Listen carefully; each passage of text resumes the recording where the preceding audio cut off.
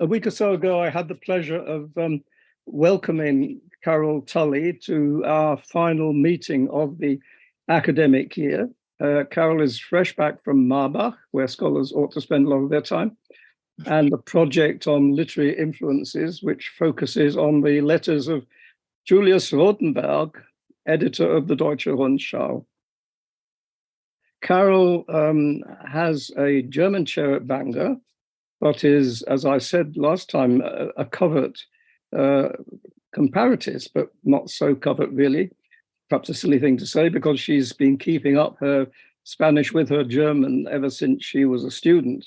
She read German and Spanish at Strathclyde and has maintained the Hispanic interest ever since, as witness imminent publications on German Romanticism and Latin America, and indeed tonight's paper.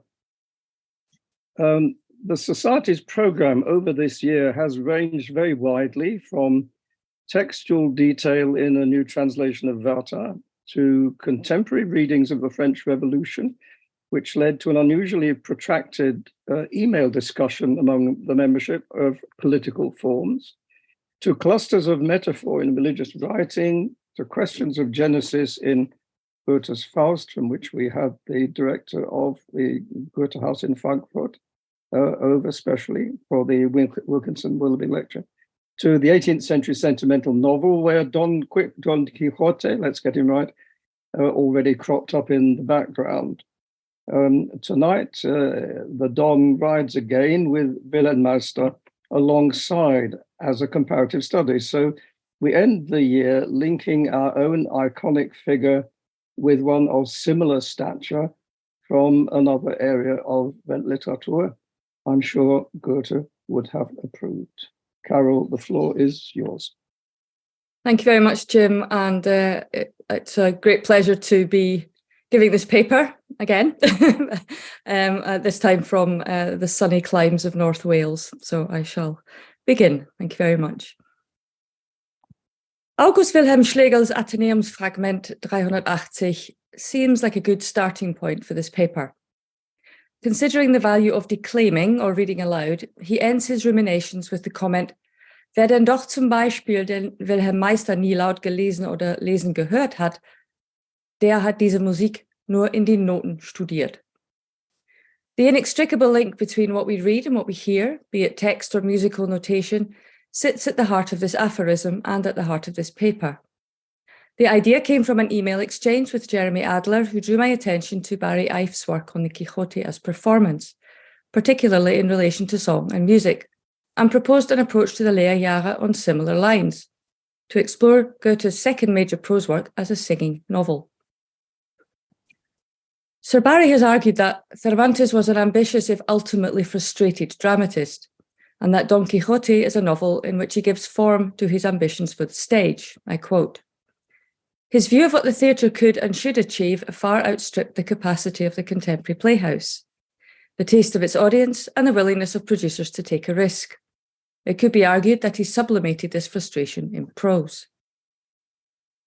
Goethe was certainly not a frustrated dramatist, but he was, like Cervantes, a poet, a playwright, and an author of prose fiction.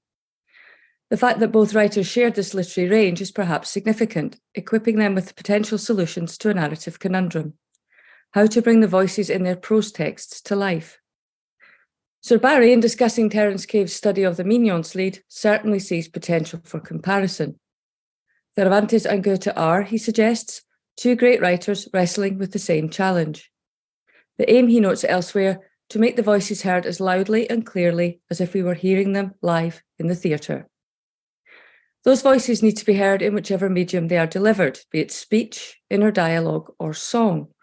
This means both authors need to be able to draw their readers into the narrative on multiple textual and sensory levels by deploying their poetic skills to enrich the narrative and their stagecraft to enliven the interaction between reader and texts.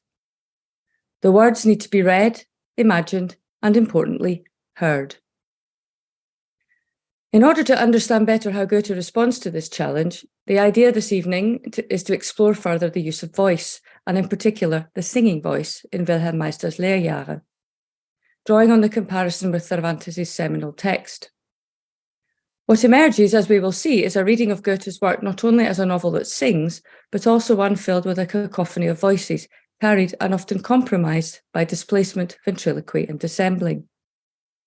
This requires a dive into aspects of Goethe's narrative approach to read between and indeed across the sensory lines. The value of such analysis is hinted at in the Gespräche mit Eckermann.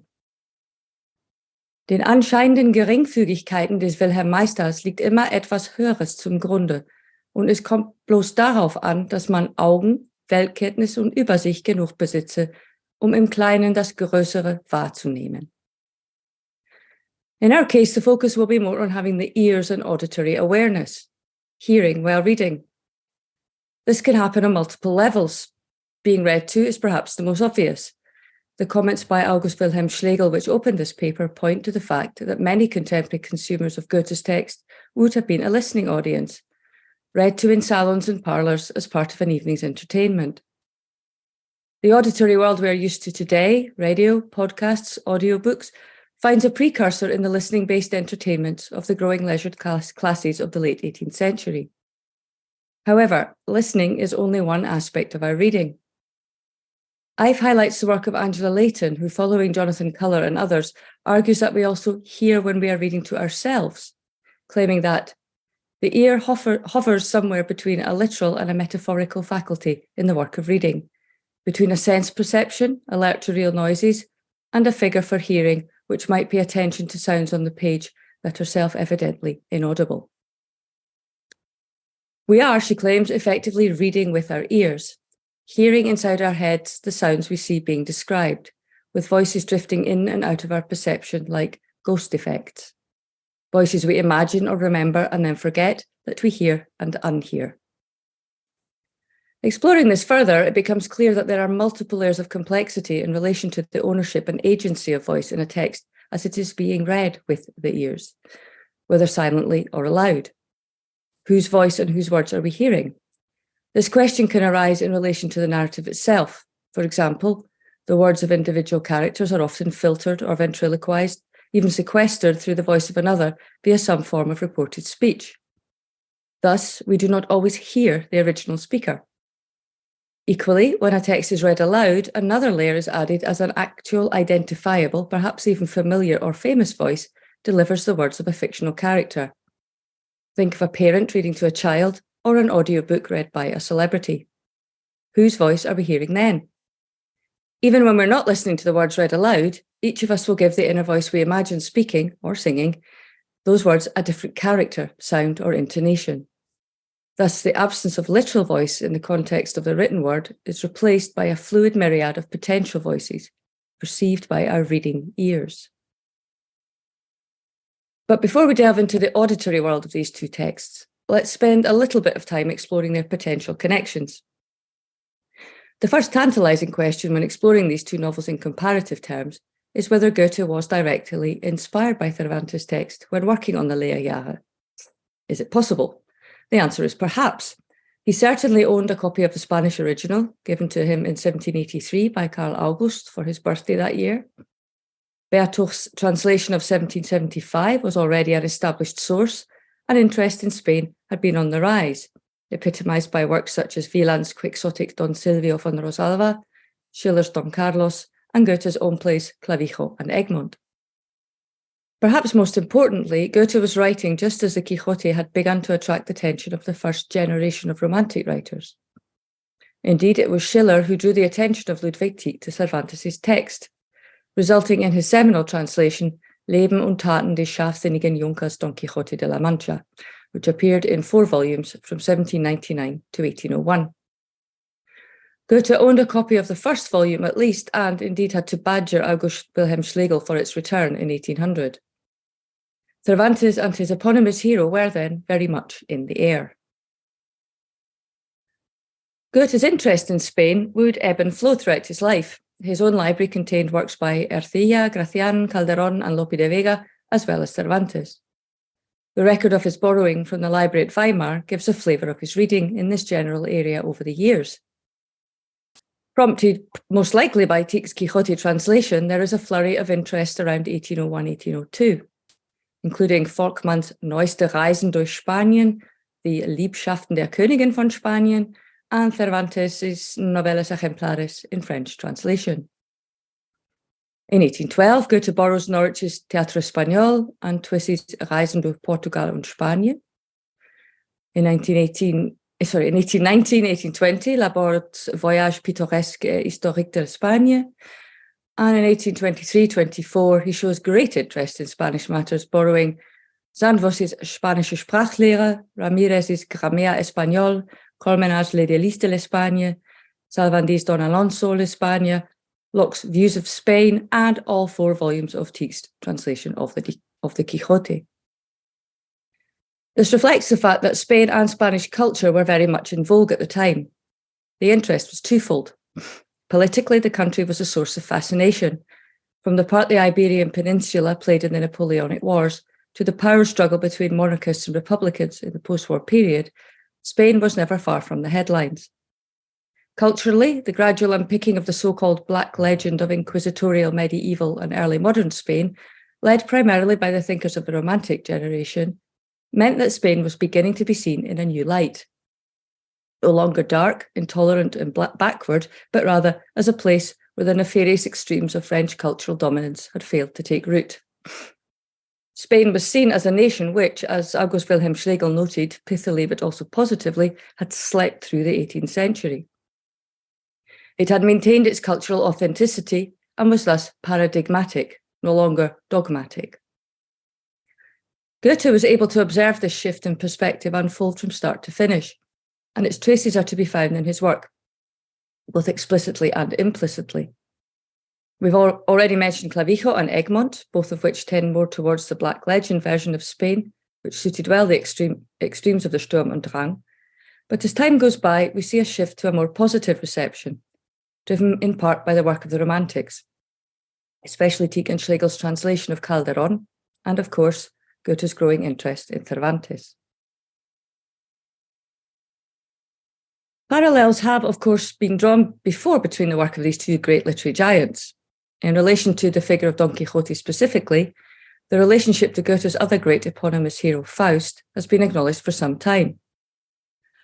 Excuse me, including Spengler's view in 1918 that Don Quixote was der Spanische Faust, and Joseph Beckermann's detailed and dogged comparison of 1929, in which he expresses surprise that he's the first to explore the connections in detail. Don Quixote und Faust, die Werke und die Helden, haben so viel Gemeinsames, dass es zunächst befremdend erscheint, warum das in ihnen einander entsprechende von den Forschern bisher nicht bemerkt und nicht vermerkt worden ist.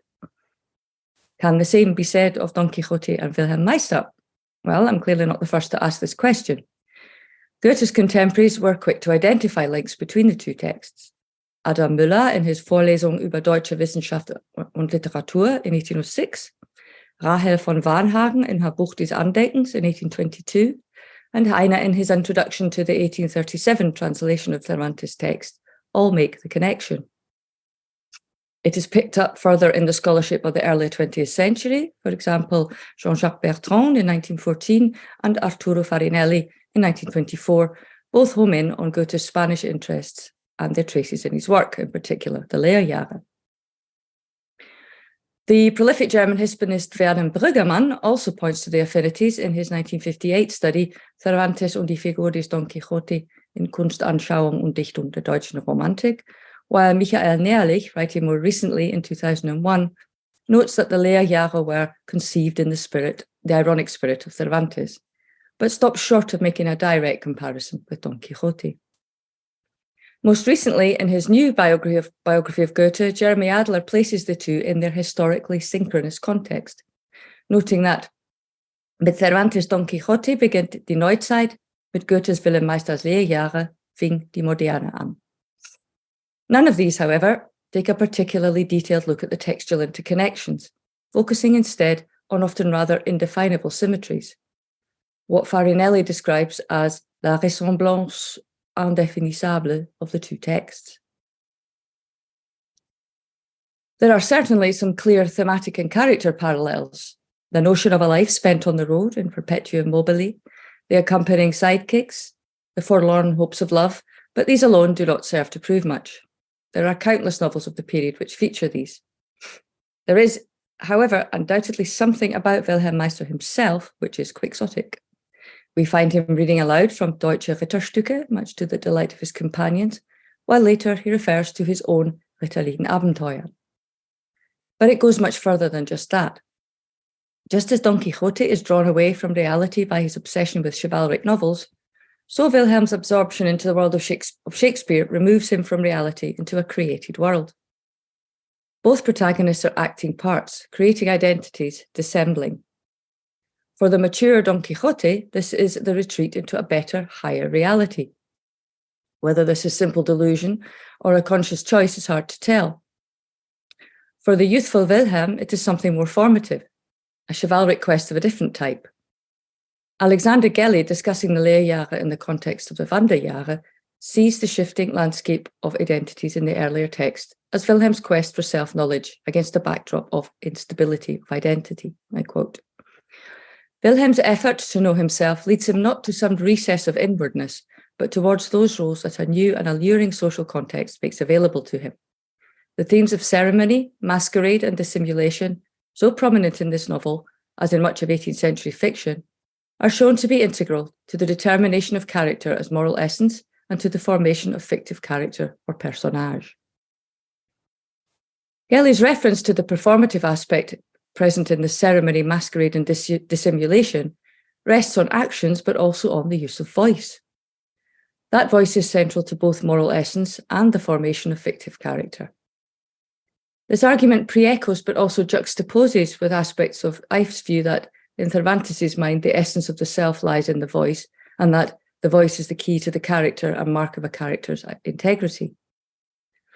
Where for Cervantes, the voice embodies inherent integrity, for Goethe, it is a means to the creation of identity itself. In both cases, this is intrinsic, not extrinsic. The voice is effectively the self, but that self is fragile. Reading the Lehrjahre with attention focused on voice, it soon becomes clear that very often characters are not in fact in possession of their own voices. From the very outset, the text revolves around intrigue and acting, with a mix of voices telling their own stories and those of others. Individual characters often have their words written for them, quoted for them, or even spoken or sung for them. So the voices we hear in the Lehrjahre are not always the voices who are actually speaking. This is perhaps inevitable in a narrative which revolves around a theatre company, but the use of ventriloquy, displacement, and dissembling stretch further than the confines of the stage. This results in a multiplication of voices and levels of voice, the real, the imagined, and the sequestered. Ife identifies a similar tendency in the Quixote, highlighting Cervantes' reference to needing more characters to expand the population of his novel through the creation of additional voices. In Goethe's case, there's not so much an expansion of population, but rather a confusion of individual identity. This complex use of voice has a clear impact on the stability of the narrative throughout, for the reader on an extra-diegetic level and for the various characters on a diegetic level. How do we know, given such extensive use of dissembling through sequestered, borrowed, or displaced voices, whose voice we're actually hearing and who is being listened to? In Don Quixote, dissembling is generally the product of the hero's mind, or the desire of those he meets to play along, either out of loyalty or concern, such as the case with Sancho, or more frequently, ridicule. But in Goethe's text, the characters dissemble deliberately, often with the express intention of deceit. The efforts to manipulate the count are a good example in terms of highlighting the use and abuse of voice in the text, as we're given to intertwined versions and interpretations of one presumably straightforward conversation, namely the Count's instructions in relation to the staging of a play in honour of the visiting prince. Wilhelm, who has received his instructions secondhand from Melina, assumes he has the right to exercise his own authorial voice, to effectively override that of the Count. Es ist mir nicht wahrscheinlich, versetzte Wilhelm, dass es die Absicht des Herrn Grafen gewesen sei, gerade das Stück, so wie es Melinen angegeben, fertigen zu lassen. Wenn ich nicht irre, so wollte uns bloß durch einen Fingerzeig auf den rechten Weg weisen. Der Liebhaber und Kenner zeigt dem Künstler an, was er wünscht und überlässt ihm alsdann die Sorge, das Werk hervorzubringen. The Baron, however, has heard it quite differently and been party to a separate conversation, bringing in another set of voices. Mitnichten, versetzte der Baron. Der Herr Graf verlässt sich darauf, dass das Stück so und nicht anders, als wie es angegeben, aufgeführt werde. Das Ihrige hat freilich eine entfernte Ähnlichkeit mit seiner Idee, und wenn wir es durchsetzen und ihn von seinen ersten Gedanken abbringen wollen, so müssen wir es durch die Damen bewerten. Vorzüglich weiß die Baronesse dergleichen Operationen meisterhaft anzulegen. The Baron's proposal to resolve the situation in Wilhelm's favour sees voice as a means to persuasion, an attribute which is clearly allied to the female voice. This dialogue marks the beginning of the rather comedic deception of the Count, which resurfaces periodically throughout the narrative, and culminates in the latter finding Wilhelm in his chamber dressed in his own night attire, leading him to assume that he's seeing an apparition, a vision of himself. The result is a loss of confidence. He becomes withdrawn and silent, a loss of voice, partially at least, and a loss of agency. The unreliability of voice, both for the speaker and the listener, is clear. Pity then the poor reader who sits outside the narrative looking and indeed listening in. We as readers are in no better position than the characters themselves. Key to this is the fact that both texts are controlled by narrators who openly censor the material made available to their readers. In the very opening line of Cervantes' text, the narrator famously refuses to recall the name of the place in La Mancha where events take place. He is in control of the flow of information, and consequently the voices we are allowed to hear. This strategy is also adopted by the narrator in Goethe's text, with periodic interventions directed at the reader. For example, the narrator's expressed decision not to divulge the full content of Wilhelm's conversation with the old harpist at the end of the 14th chapter of Book 5. Unserer Leser nicht mit unzusammenhängenden Ideen und bänglichen Empfindungen zu quälen. Such overt evaluation and manipulation of voice is not limited to the narrators. Wilhelm's reworking of Hamlet and his reading of the text via Wieland's translation show Shakespeare's voice being compromised and sequestered, reworked and re-rendered.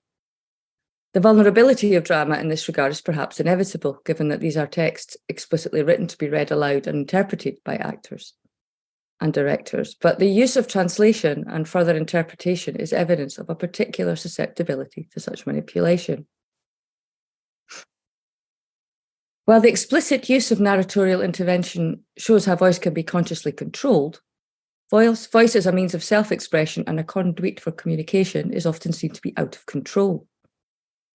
By this I mean that individuals are not in control of the words they find themselves speaking or writing. For example, Wilhelm has limited control over his own voice when writing to Werner. The narrator informs us that war mit der Erzählung seiner Abenteuer, wobei ohne es selbst zu bemerken, sich mehrmal von der Wahrheit entfernt hatte, ziemlich weit gekommen. The narrator not only points out Wilhelm's unintentional dissembling, but also decides what the truth actually is, while Wilhelm has no right to reply. A more extreme example can be found in the prologue of Don Quixote, which is an object lesson in the manipulation of identity and voice. The 8 sonnets and 2 other poems presented by the narrator dissemble intentionally to present a collection of sequestered voices from Spanish chivalric literature or Cervantes' text itself. Amadis de Gaula, Belianis de Grecia, Orlando Furioso, and others find themselves in poetic ventriloquized correspondence with Don Quixote, Sancho Panza, and Dulcinea. Excuse me. In Goethe's text, characters are also often unable to tell their own story and rely on or are forced to put up with others doing it for them. For example, in Book 7, Mariana's last words in a letter are read aloud by Mignon, and her story is told by Barbara. In Book 8, Wilhelm's life is recounted from his apprenticeship records, while Mignon's account of the night a woman visited Wilhelm's room is told by the doctor. Therese's response to Wilhelm's proposal is conveyed by Natalie, and the Marchesa's story comes via the Abbé. No one, it seems, gets much of a chance to speak for themselves. So what impact does this instability of voice have on how we hear the voice vocalized in the text? As we've seen, in the Lehrjahre, there are multiple examples of a reading of private letters. These are words never intended for the eyes or ears of others. For example, in Book 7, where there is confusion over the letters between Norbert and Marianne. These letters are an excellent example of reading with ears. How does the reader imagine these voices being delivered?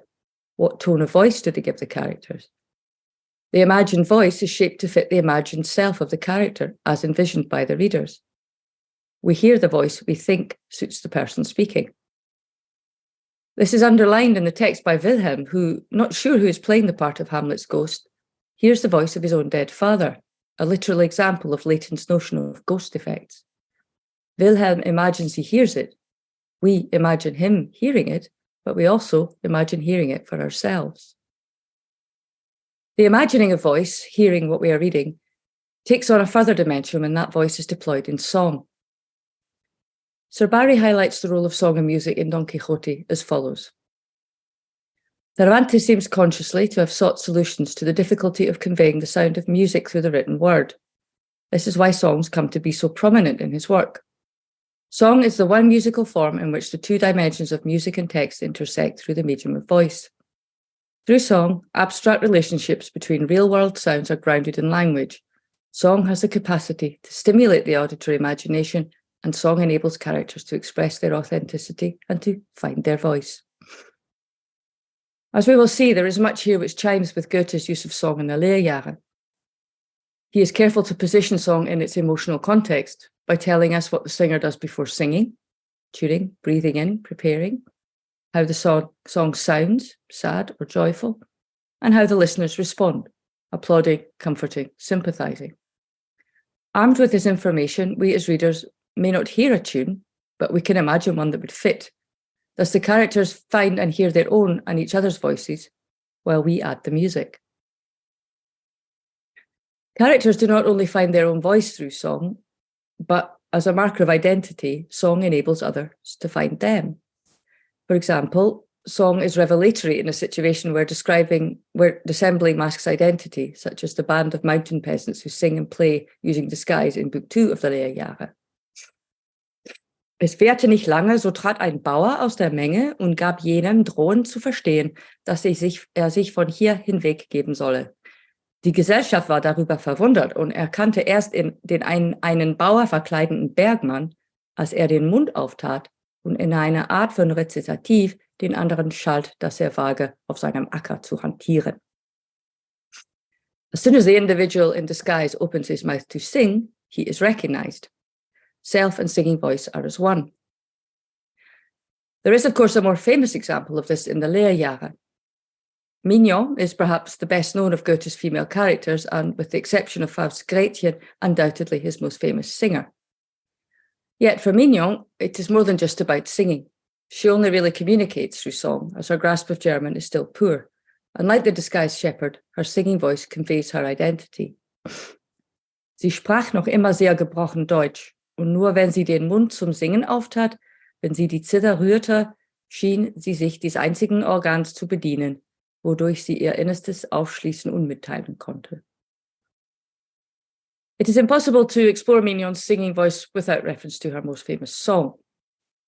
Readers of the novel have already been introduced to Mignon as a complex, rather pathetic, but also resilient character before the opening of Book 3, which begins abruptly with the Mignon's lead.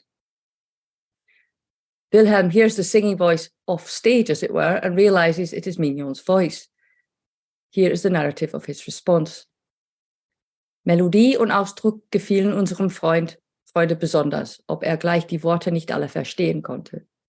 Ließ sich die Strophen wiederholen und erklären, schrieb sie auf und übersetzte sie ins Deutsche. Aber die Originalität der Wendungen konnte nur ferne nachahmen. Die kindliche Unschuld des Ausdrucks verschwand, indem die gebrochene Sprache übereinstimmend und das Zusammenhängende verbunden ward. Auch konnte der Reiz der Melodie mit nichts verglichen werden. Wilhelm's response also helps us as readers to hear the song. Read on the page, it is a confident, evocative text. Described as sung by Mignon, it takes on a different timbre. Die kindliche Unschuld, die gebrochene Sprache. These conjure up a particular delivery.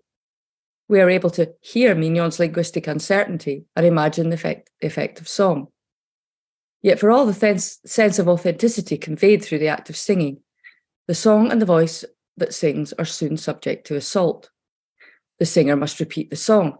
It must be explained. It is written down. It is translated. The song we hear is in fact Wilhelm's German translation, not Mignon's original.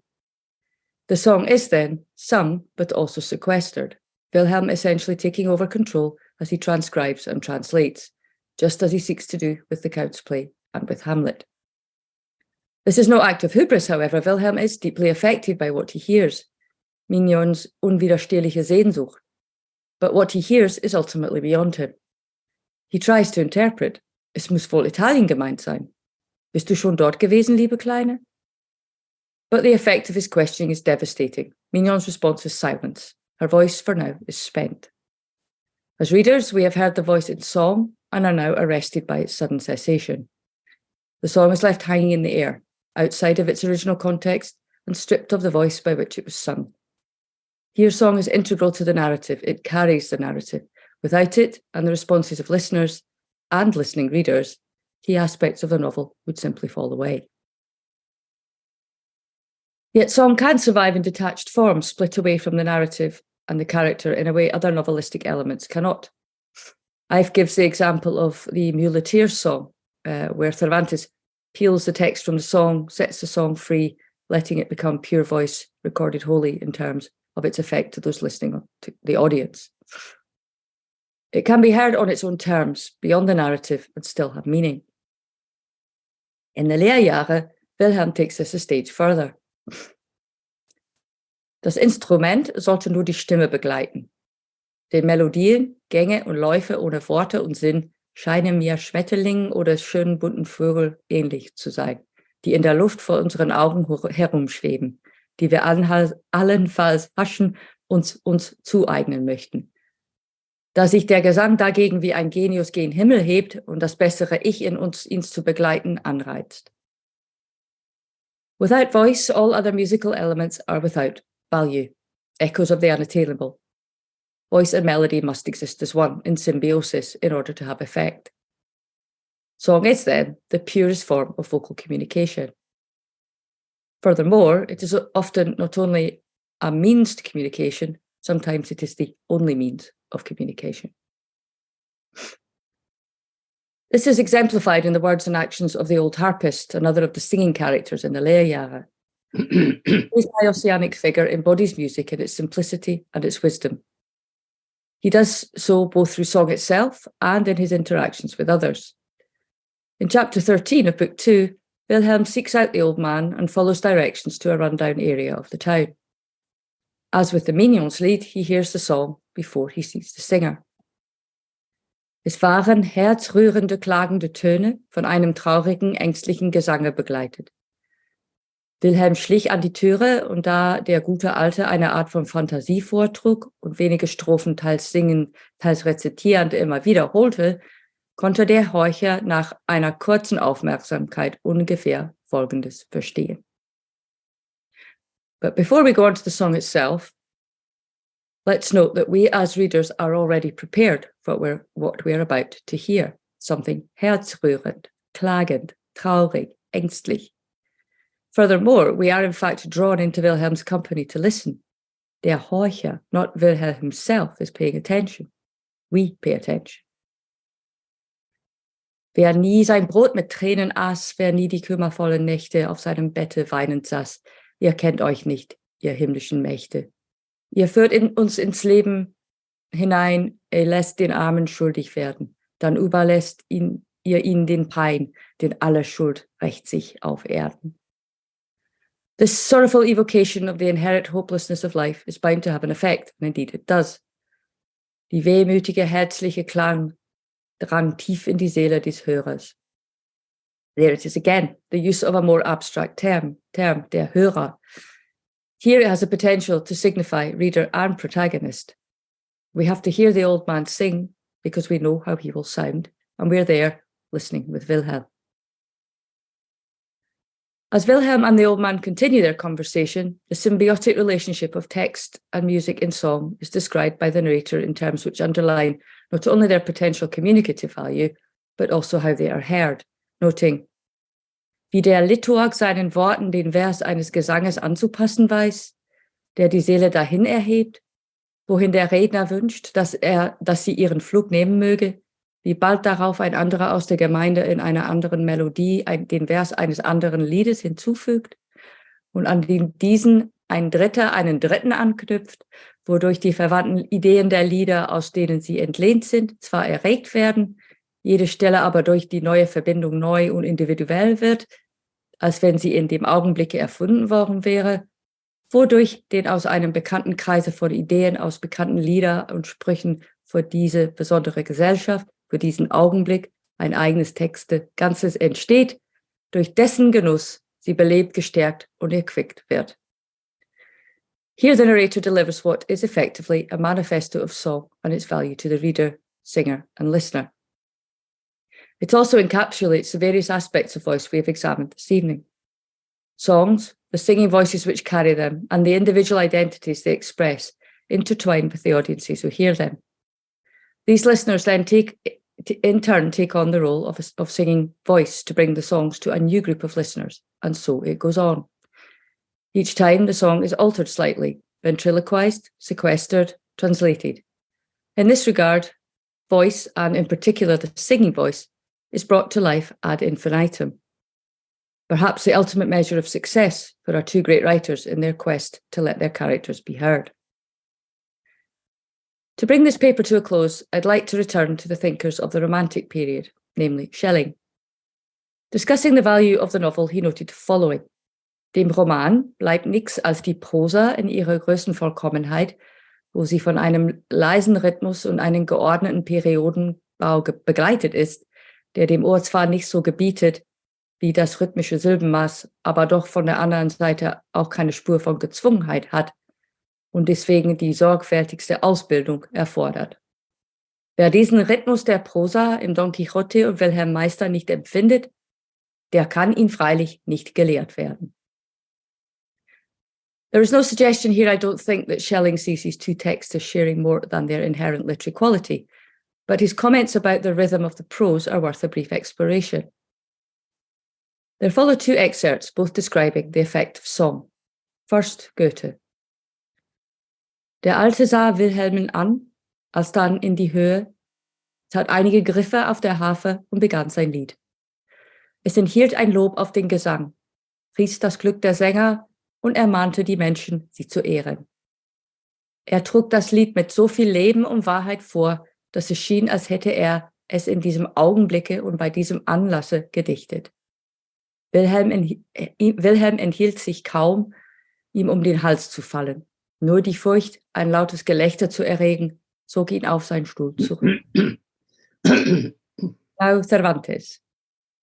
Estando pues los dos allí, sosegados y a la sombra, llegó a sus oídos una voz que, sin acompañarla son de algún otro instrumento, dulce y regaladamente sonaba, de que no pocos se admiraron por parecerlos que aquel no era lugar donde pudiese haber quien también cantase. Porque aunque suele decirse por las selvas y campos se hallan pastores de voces extremadas, más son encarecimientos de poetas que verdades, y más cuando advirtieron que lo oían cantar eran versos no de rústicos ganaderos, sino de discretos cortesanos. These two passages, it seems to me, encapsulate what Schelling means by von einem leisen Rhythmus und einem geordneten Periodenbau. Carefully subdivided sentence structure, balance within clauses, and rhetorical sophistication lend this prose a musicality, a prose that effectively sings, the prose of singing novels. Song is very much at the heart of these two novels. It's part of the narrative structure, the thematic content, the characterization, and the reading experience. There is undoubtedly an invitation to readers to read with their ears. Those who do will perhaps find that Meister and Quixote are indeed, across the centuries, singing from the same hymn sheet. Thank you very much. Thank you very much, Carol. It was a pleasure to hear that. paper for a second time. The first time I heard it, I was a little surprised to hear its subject so much voice and song, when I'd been expecting something to do with picaresque novels, but not a windmill in sight. It's been a concentration, really, of understanding what you were getting at. So thank you very much for a paper which will have been well noted now by our late readers who were not able to hear you first time round, and it still remains to be read when it goes into print on the pages of PEGS. Thank you very much indeed.